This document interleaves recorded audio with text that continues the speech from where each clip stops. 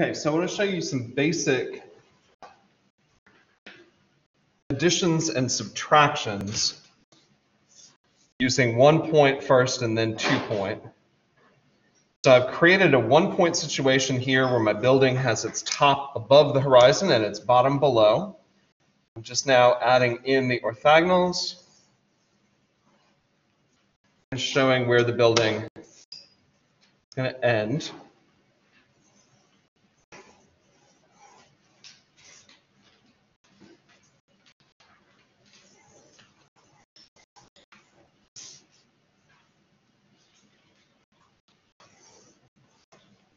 Okay. I'm going to take the horizon line out to make it a little easier for me to see.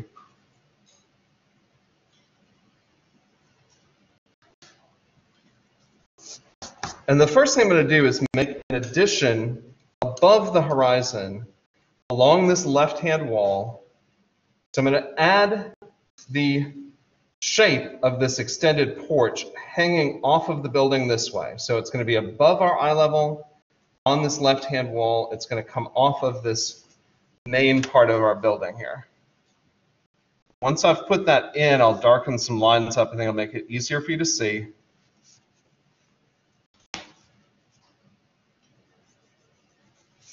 I'm going to erase the original corner so it's even more obvious what's going on there.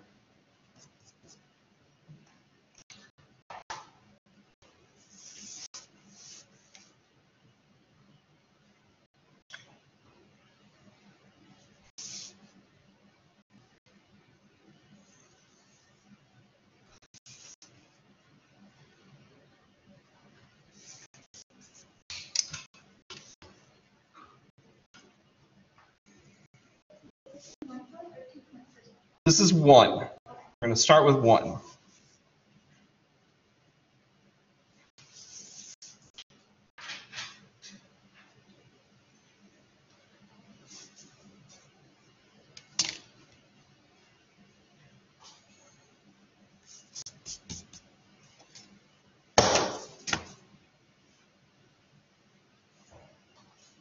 Okay. So my original corner of this building, this left-hand edge rather, is coming down to this point, and now I've added this area here.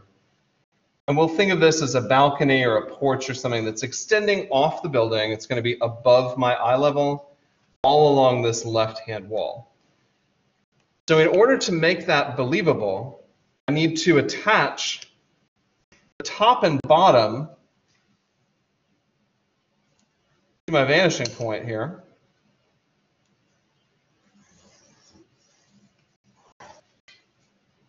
Top and bottom of that new outer left edge. And then because the thing is above my eye level, I should be able to see this outer wall, certainly, but I should also be able to see up underneath it. So I'm going to connect this corner here also to my vanishing point, and that's going to create the plane underneath the floor, essentially. So to create the illusion that this image, or this portion rather, this porch, is continuous across this whole surface, I do to the back what I did to the front. So the original outer edge of the building comes up to here, and then it jumps out to my left at a 90-degree angle. So that's my action point right there. I'm following that point back to where it meets the outer edge of the building on the left-hand wall. So this is now my action point. I'm going to draw a line straight out from there, due to the back what you did to the front, until it hits the next orthogonal, and then it should go straight up. And I now have the outer edge of that extended porch. So again, I'm going to darken the lines up to make it easier for you to see.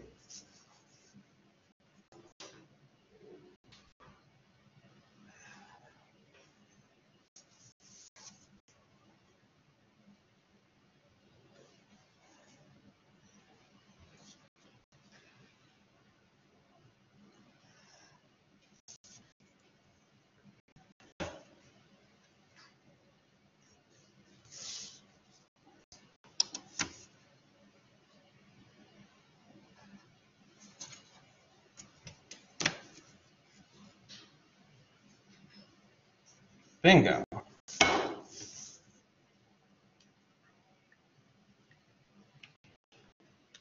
Erase out that original corner line also to try to help a little bit.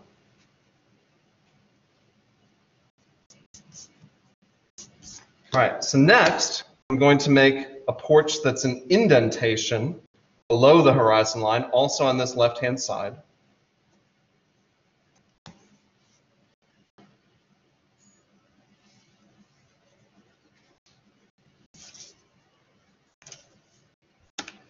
I'm always working with the front plane first because it's a one-point building and that's the plane I'm facing, that's what I'm parallel to.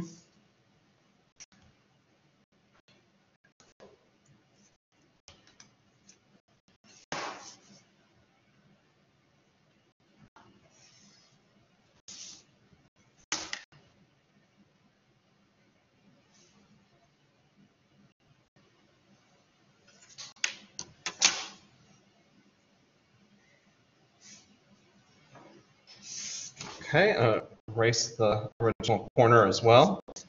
So now if this porch is a covered porch, an indentation into this space, I shouldn't be able to see up into the ceiling because of course it's below my eye level, but I should definitely see the back wall of that space.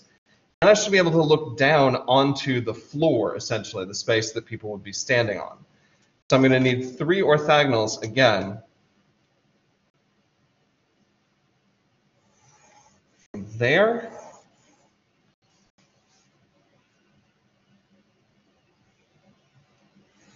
There.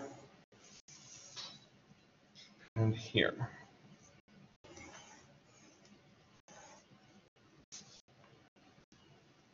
I'm going to do to the back just what I did to the front. So the building comes up to this point and then inward at a 90-degree angle. So that's my action point. So if I find its analogous partner back here, the wall should go up to here to that action point and then inward, then up.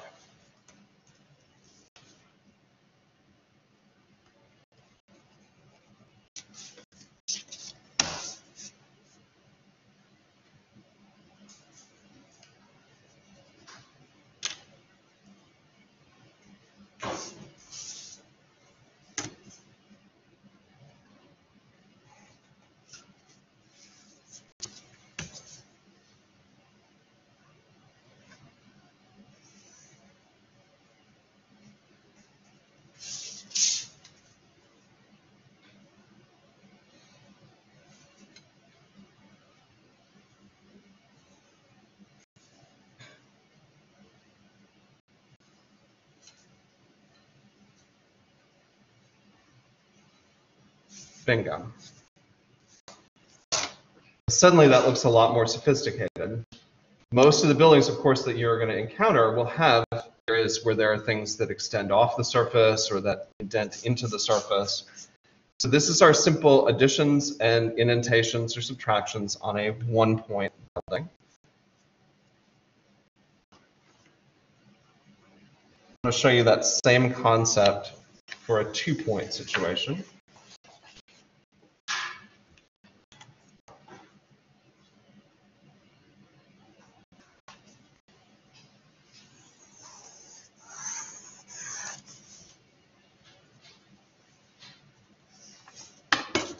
With a two-point building, I always start with my corner that I'm facing. Connect the top and bottom of the corner to the vanishing point on the left.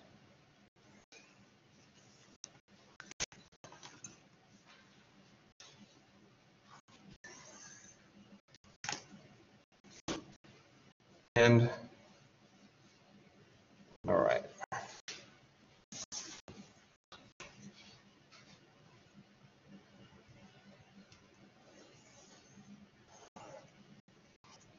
And add in the verticals to show where the building's walls end.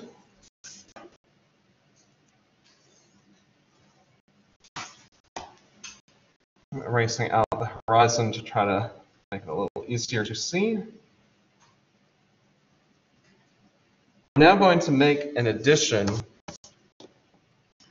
on the right-hand wall above the horizon. So with the 2 point, I'm always starting with a corner.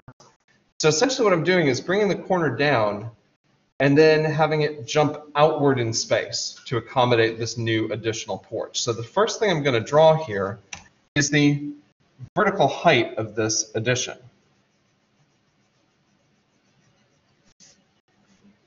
The part that sometimes throws people off is connecting it back to the original corner. A lot of times people will just do straight across lines like we did on the 1 point building, but that will not work. Everything on this wall is determined by this vanishing point on the left. So to make this work properly, I have to take my ruler, line up my vanishing point on the left with the top of my new addition, and connect it back to my original corner. Same thing here.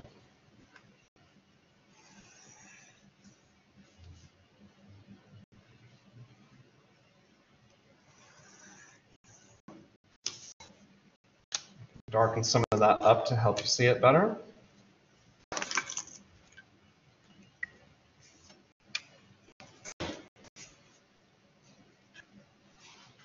My original corner.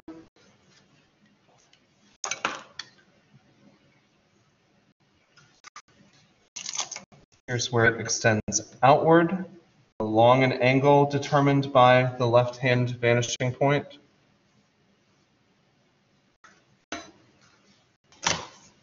Here's the new height of it.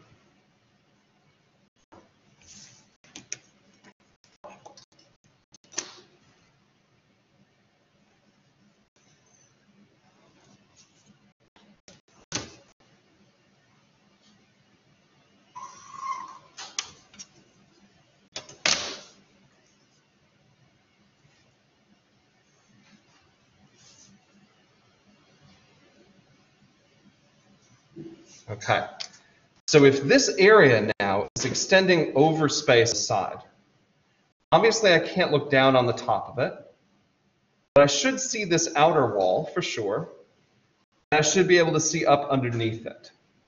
So I'm going to connect 3 points now to my right-hand vanishing point, the top and bottom of the height of the extension.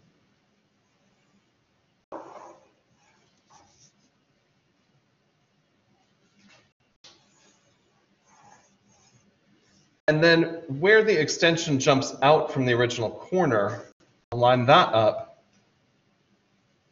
with the right-hand vanishing point, and that will establish the plane underneath that extension. So now you can kind of start to see this as a three-dimensional object sort of attached to that surface. We do to the back what we did to the front. So again, the building comes up to this point and then extends outward. So there's my action point. Finding its partner over here, the building should come up to that point and then come out to meet the next orthogonal. But this angle was not straight across horizontal. That angle, again, was determined by the left-hand vanishing point. So I want to do the same thing. Find that analogous point, line it up with my vanishing point on the left, and extend outward from there. Then it goes straight up.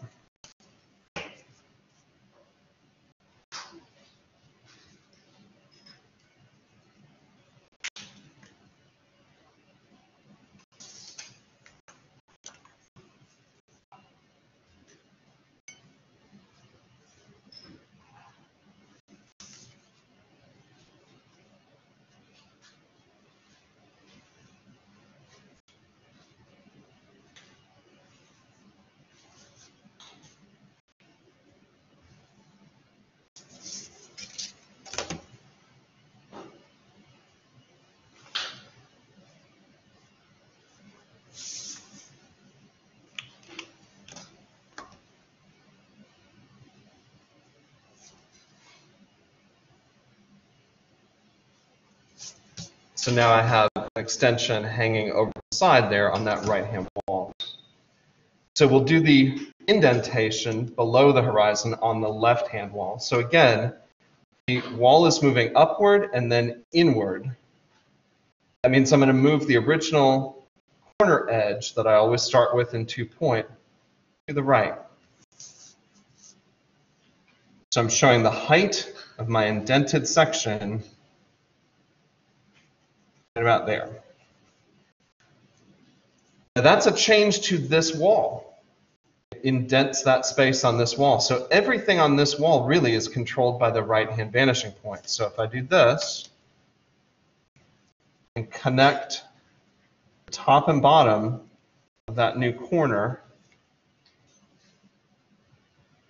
to the original corner, I've now established that indented portion, which I'll darken up so you can see it.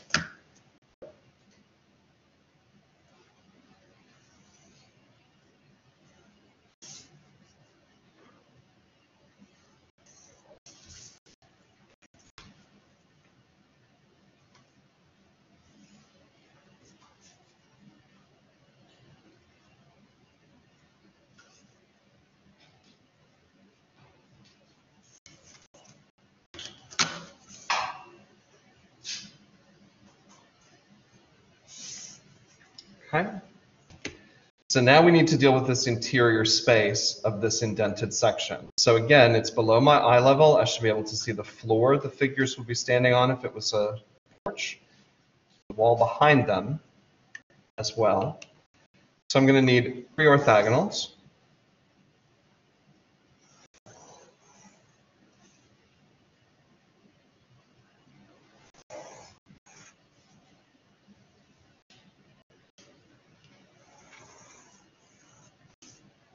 And then I do to the back what I did to the front. Along the front, the building comes up to this point and then inward on an angle toward the right-hand vanishing point from that point right there. So that's the action point. I'm finding its partner here. The building should come up to this point and then from there connect that to the right vanishing point.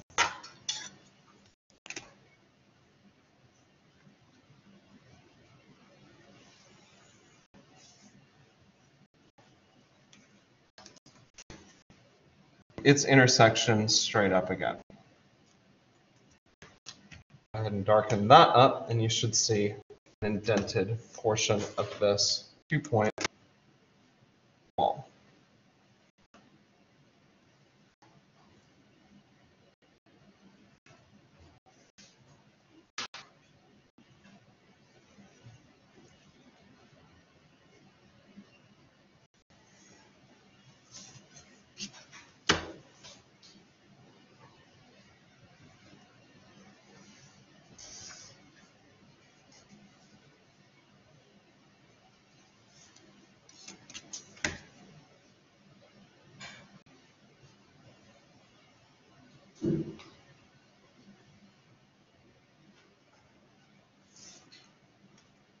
There you go.